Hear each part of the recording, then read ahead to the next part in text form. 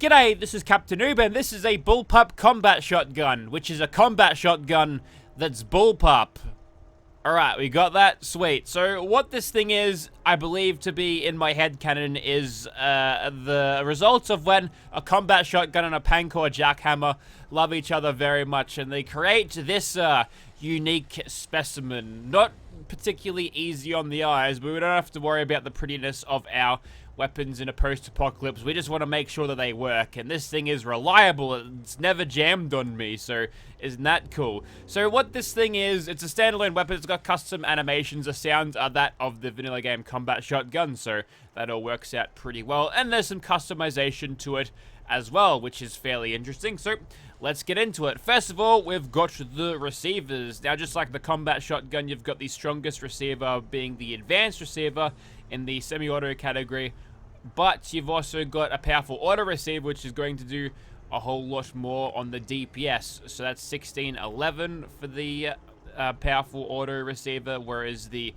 advanced receiver, which gives you much better damage per shot, gives you less DPS. So do you want more DPS for more ammo expenditure, or more bang for your buck in a per shot basis? That's for you to decide, but I suppose that's cool. The DPS mod, it's already paid off here because we can examine this a little bit more closely than gut feeling. So that's cool. This thing is going to be firing pretty fast and in an automatic fashion, unlike the standard combat shotgun. So you'll probably find that the DPS on this thing is going to be more in line with your end game weapons. Next, we've got the barrels. You can have a standard barrel. A longer barrel will extend your range out to a fairly significant amount. That's pretty good for a shotgun. There's also a light barrel. It's going to it's taking off the, what's that, the heat shield up the top. That's interesting, but yep, makes it lighter. You've also got a heavy barrel here, which will decrease the range once again. And then you've got the assault barrel, which will increase your DPS due to increasing the rate of fire. Also, it looks cool. There's a little bit of Spaz 12 in that. I don't mind that at all. That looks actually pretty good. We might actually find a weapon at the end of this rather than some ungodly abomination. So let's keep going. We've got a standard stock on right now. You can have a lightened version, which appears to be using Gauss rifle parts for that. That's cool. A heavy stock here, which is going to give you some sort of, just looks like a recoil compensating stock that's been sort of compressed a little bit. And you've also got the assault stock for, you know, exceptional recoil control, which is going to lower your accuracy to an amount which might surprise you. That's interesting. Maybe we'll just go for a heavy stock there. We don't want our spread to be too affected, but that seems like an error to me. 9 accuracy, that's nothing. That's like 2-shot shotguns level of accuracy. Next, we've got the magazines. You can have a standard, large, and a drum magazine. These are the same models as a standard combat shotgun. I don't know how this thing will go with the magazine drum so close to the handle, but that's not for us to worry about, and we get a bunch of extra capacity out of that one, so that's fine. We'll do that. Next, we've got the sights. You can have glow sights, or reflex sights, or standard sights, which gives you more damage for some reason. Seems like another error. It's not a ton of damage, but you do get slightly better accuracy with glow sights or reflex sights, so I suppose we can sacrifice a little bit of damage for a bunch of increased accuracy. And next, we've got the muzzles. You can have a suppressor on that. With Ace Operator kicking in, that's giving us 2200 points of damage. Sorry, DPS. Not quite that much damage, but 312 damage is quite good for a shotgun. And as a reminder, that's the damage you get per shot, and that's evenly spread between all of the projectiles. And there's also options for recoil control in the form of compensators or muzzle brakes, very close to what you'd find out of a regular old combat shotgun. And just to give me an idea of what kind of damage we'll get, if we go back over to the standard sights, we'll get 328 damage per shot, an extra, what, 16 on that, rounding up, of course. So that's cool, but we'll leave this as is right now. We'll have the reflex sight for just better VATS usage. And of course, we've got a legendary effect provided by legendary modification. Different mod, but as you can tell, when I go over 2-shot, we'll get a little bit more damage and lots more DPS, but the accuracy will suffer a lot. So there you go, that's what happens. And oh, that's interesting. That text is way larger than usual, Oh, don't feel right. Anyway, so that's a Bullpup combat shotgun. We'll make a couple of others, and then we'll begin. And if I'm feeling really cheeky, we'll get an explosive Bullpup combat shotgun. That'll be fun. And here's a quick DPS comparison between a vanilla game combat shotgun and a Bullpup combat shotgun made for the same sort of role. So they're both advanced semi-auto, of course, and suppressed for that little bit of extra ace operator damage. And the damage difference here is quite staggering. Also, you might notice the range and fire rate are incredibly different as well. And this Bullpup even has slightly better accuracy, probably thanks to its elongated barrel, probably, yes. And also, it's quite more valuable. In fact, it's 16 times the detail for value to weight ratio. Post level 12, you'll find your Bullpup combat shotguns showing up whenever you might see a regular combat shotgun. This is not a replacer, it's a standalone weapon, so you can use them both at the same time if you feel like it. I'm here at Cleo's, there's one here, 175 caps, thank you very much. Okay, we're at Immersive Gunners Plaza now. Here is our Bullpup combat shotgun in first person as they're shooting at those pesky insects over there. Let's take a quick look. So when you aim down the sights, this is what the reflex sight looks like, which is kind of in your way, but it's a shotgun, so it's not a precision weapon, so I don't think that's too much of a problem. There's the reload animation. In third person, you'll notice there's a little bit of clipping with the drum magazine as expected, but, you know, that's fine. We don't have to worry about it. That's Ayla's problem. But what I found interesting about this shotgun is look at the spread on this thing on the move and even just standing still. It's crazy. I don't even think I'm hitting that massive gas canister on that trailer, gasoline as it were, but if I aim down sights, it seems to have some sort of variable choke system where if you put your cheek on the comb of the weapon, I believe that's what the cheek rest is called in its actual term, yes, it'll activate the choke or something, so that's interesting. And of course I've got this one. It's got standard iron sights, a longer barrel, no suppressor, same stock, drum magazine, and advanced receiver. And despite being the same drum as a combat shotgun, we're only getting 20 rounds instead of the, what, 32? I think it's 32, but it's been a while since I've used a combat shotgun in Fallout 4. Anyways, let's begin by shooting some turrets, I suppose, and it's holding its damage so far. If I can hit stuff, then that's great, but, you know, stationary targets, I saw it. Huh. Okay, let's try this. That's interesting. Let's get a bit of gun fu happening, shall we? It's holding its damage very well, suspiciously well, and this should be next shot should be a crit. So even without 12 gauge slugs, okay, that one was not as successful. I don't know what the consistency factor is and how it actually works, but who cares? Anyways, so as they're coming in a little bit closer now, looks like the variable choke is sort of working. That's 142 damage. 148 I got on that guy. Ah, yes. We must be having a little bit of a gun fu session here. Yes, and those sneak crits as well, doing a good job.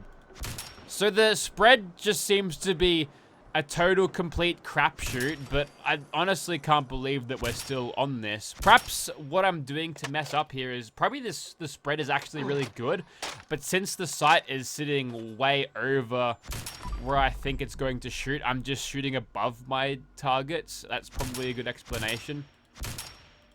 Or below?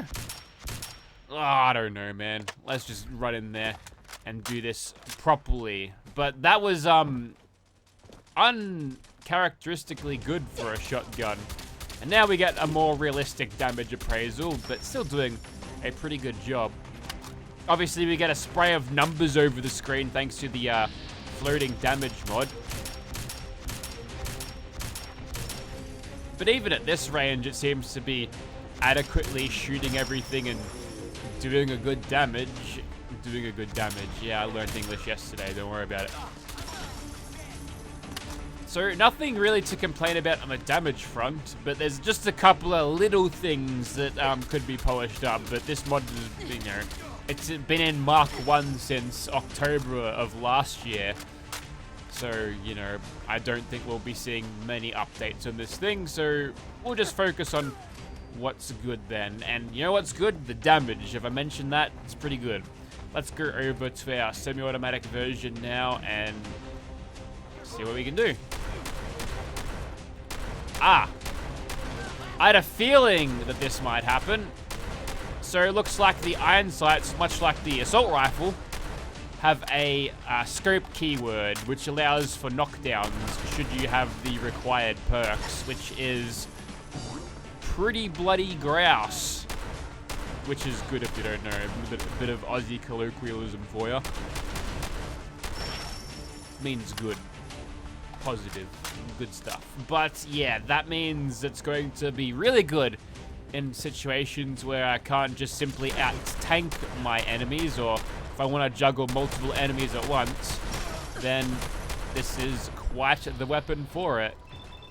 Let's get some of these crits back, shall we? A little bit of a close-up of that reload animation in third person as well.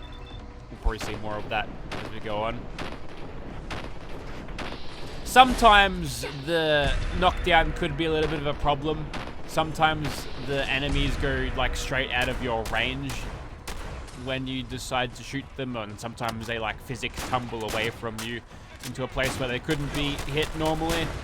So just be wary of that. I don't think I hit 100% of my pellets on that guy. It'd be cool if there was some more attachments that could help temper the spread a little bit, rather than just whether you're aiming down sights or not. You can really dedicate your shotgun to do, or to play or do something in one way or another. And also ammo types. I think that's the usual thing that you see on shotgun mods. And an idea from New Vegas that is replicated a lot in mods to an extent that is seems to be repeated. And here is the moment where we can utilize the sniper knockdowns to make sure they stop shooting at me, or at least neutralize a few targets and, you know, juggle my enemies so I'm not getting shot by 3 people at once. Very useful. You know how to use stim packs. Get out of here. Yeah, just oh, we had a FN F2000. Was that must have been Ice Storm's one, I think. Anyways, so that's we're almost done here at Immersive Gunners Plaza, and definitely feeling like this thing is more of an endgame spec than a combat shotgun, which is always a nice thing to have a little bit more endgame punch in your shotguns. They always sort of feel like they're lacking.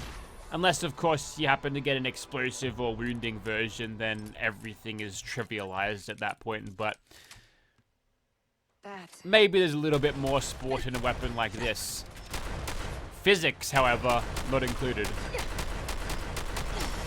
It would be cool if you got a lot more damage by shooting them into the ceiling, but not quite yet. Physics damage only applies when you're walking into cars in downtown Boston and instantly kills you. I'm sure every Fallout 4 player has had that situation before. The rule is you just don't touch cars. They're bad news. Anyways, so that there was a Bullpup combat shotgun. Did its job pretty well. Not much I can say to knock it performance-wise, but again, could use a little bit more polish here and there, and I think it'll be a truly high-quality pig mod. But you can definitely tell this one's from the sort of earlier days, and from this point, Pig and Dak have definitely improved their craft as they've gone on. So that's kind of positive to see they've advanced over the years. But yep, you can also wear this thing on your back as well, which is great news if you want to look cool.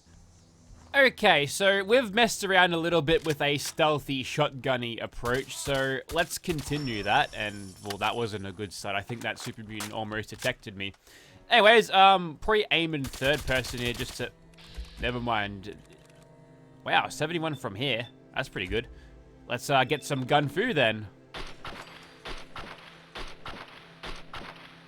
That's astoundingly good range, but unfortunately the jig is up.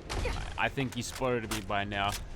So that massive 300 and what's it range that I had before I think that is basically turned all of these pellets into like rifle bullets instead. And the only reason we're seeing such low damage as it is because, you know, very hard difficulty. What happens when your projectiles are, you know, evenly spread the damage and each projectile ends up doing less is that it's soaked up easily by enemies' armor and the already 50% damage reduction for being on this perfectly balanced and okay difficulty. I think we can actually probably pull this off without having to resort to cheapy sniper knockdown tactics, but I would like to get headshots, and I suppose I'm just determined to throw this then, am I? We'll spam some bat scripts in his face and keep on going. Ooh, that's nerd rage. You wouldn't like me when I'm angry, you big green man. And then we can use quick hands to reload. Thank you. And before he pulls that last rock out of his asshole, we can finish the job there, and he can have a most dramatic half backflip death scene. Hope you got a stunt double for that, big man, because you may have broken your neck doing that. Anyways, so there we go. That was this against the Swan, but let's try something a little bit different, something cheaper. Okay, here's what's gonna happen. We've outfitted our suppressed shotgun with iron sights for better damage, and also sniper knockdowns with the advanced receiver. So we're just going to pepper him with a 12 gauge sneak attack crit infused buckshot, and then I'm gonna summon the Mysterious Stranger, and it's gonna ruin everything. At least get a little bit of extra damage out of it, I suppose. Maybe I'll snipe him. Does that work for the gun too? Not really sure. I think he's actually down, and there's some other ghouls around him, I suppose. I'm not actually sure what they were, but now he's charging at me. Quickly put him down on the ground, and there's the job done. It's done. We're finished here. But we can go even cheaper. Just you wait. Alright, I think you know what time it is, and if you don't, allow me to elaborate.